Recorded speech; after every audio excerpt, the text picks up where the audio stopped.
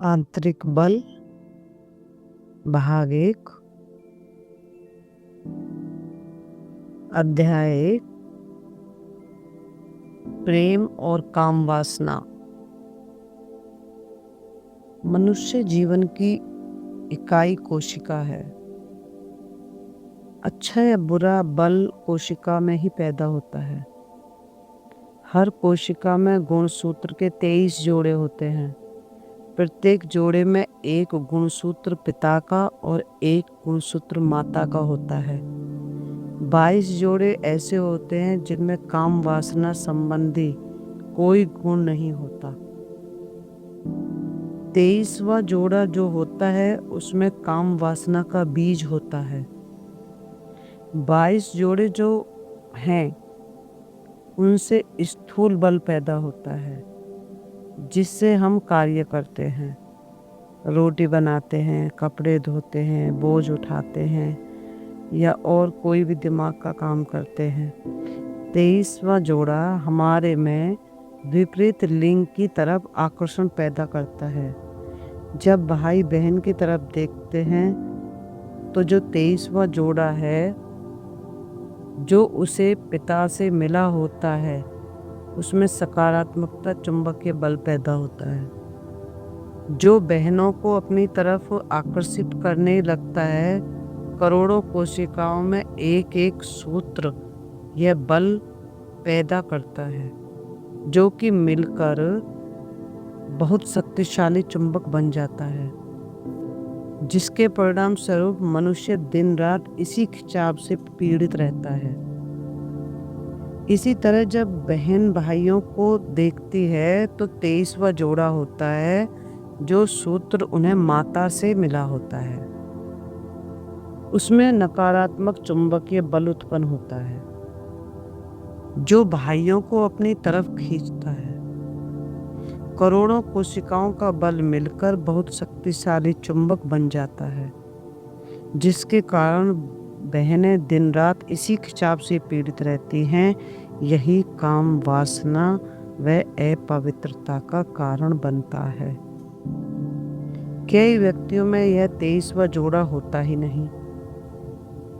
उसके अंग तो विकसित होते हैं परंतु उनमें वासना उत्पन्न नहीं होती, इसलिए उनका मन कहीं नहीं भटकता।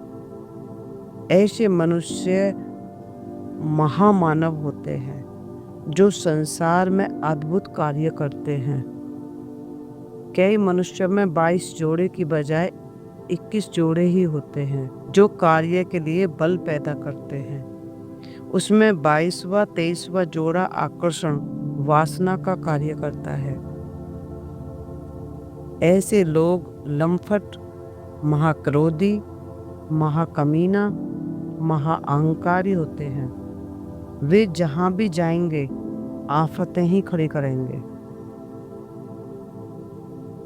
प्रेम और अपवित्रता। जब बच्चे का जन्म होता है तो पवित्रता बच्चे के माथे में होती है, इसलिए बच्चे का ललाहाट योगिनियों की तरह चमकता है। हर व्यक्ति को यह रूप प्यारा लगता है। बच्चा सबका मन मोह लेता है। पहले 8 वर्ष तक जब से बच्चा शब्द बोलने लगता है, वस्तुओं एवं लोगों को पहचानने लगता है, पवित्रता उसकी आंखों में रहती है। जिसको भी बच्चा देखता है उसकी मासूमियत सबको आकर्षित करती है तथा सबके दर्द दुख मिटा देती है। आंखों में कोई छल कपट नहीं होता। बच्चा जिस भी चीज को देखता है उसी के बारे जानने को उत्सुक रहता है। 8 से 11 वर्ष की उम्र तक पवित्रता बच्चे के कंठ में आ जाती है। बच्चे की आवाज बहुत सुरीली होती है। जब लड़कों की आवाज बदल जाती है, पहले लड़के एवं लड़की की आवाज एक जैसी होती है। लड़कों की आवाज जब भारी हो जाती है तो समझो कि पवित्रता गले में पहुंच गई है। विपरीत लिंग का आकर्षण होने लगता है। 12 से 16 वर्ष की आयु तक पवित्रता मेरुदंड से होती हुई जननेंद्रिय में पहुंच जाती है। जब लड़कियों को मासिक आने लगता है, एक विशेष चमक एवं फुर्ती आ जाती है। 16 से 24 वर्ष की आयु तक पवित्रता मनुष्य के सारे शरीर में फैल जाती है। इस उम्र में पवित्रता बच्चों को आकर्षित करती है। 1 से 12 वर्ष तक पवित्रता को पीनियल ग्रंथि अपने नियंत्रण में रखती है। बच्चे को अपवित्रता परेशान नहीं करती, क्योंकि यह ग्रंथि उसको नियंत्रित कर लेती है। 12वें वर्ष में पवित्रता को पिट्यूटरी ग्रंथि नियंत्रित करती है। यह ग्रंथि जबरदस्ती पवित्रता को नियंत्रित नहीं करती, वह तो बस उससे संबंधित श्राप पैदा करती है। बच्चे को अपने विवेक व समझ से अपवित्रता को नियंत्रित करना होता है। पृथ्वी के 2 ध्रुव हैं, उत्तरी ध्रुव व दक्षिणी ध्रुव। ऐसे ही हर मनुष्य के 2 शक्ति केंद्र हैं, मस्तिष्क एवं जननेंद्रिय। मस्तिष्क को उत्तरी ध्रुव कहते हैं और जननेंद्रिय को दक्षिणी ध्रुव कहते हैं। पृथ्वी के दक्षिणी ध्रुव, जो कि 50 से 60 किलोमीटर का इलाका है, कहते हैं वहाँ जो भी जाता है उसमें प्यार आ जाता है। हिंसक प्राणी भी वहाँ प्यार करने लगता है, बैर भाव भूल जाता है।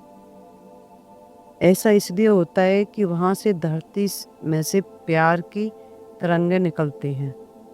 ऐसे ही मनुष्य का दक्षिणी ध्रुव एवं जननेंद्रिय से हर समय तरंगें निकलती रहती हैं, जो कि प्रेम के आकर्षण की होती हैं। विपरीत लिंग से आकर्षण होने लगता है।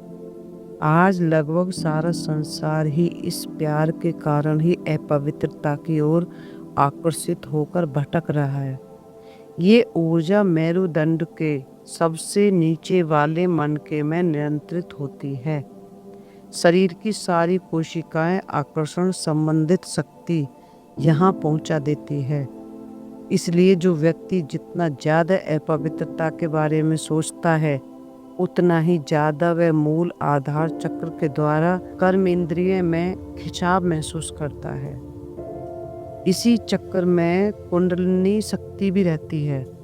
जब मनुष्य कामुक चिंतन नहीं करता और ध्यान का अभ्यास करता है, तो यह शक्ति ऊपर उठती है, जो मस्तिष्क में पहुंचकर असंभव कार्य करने लगती है।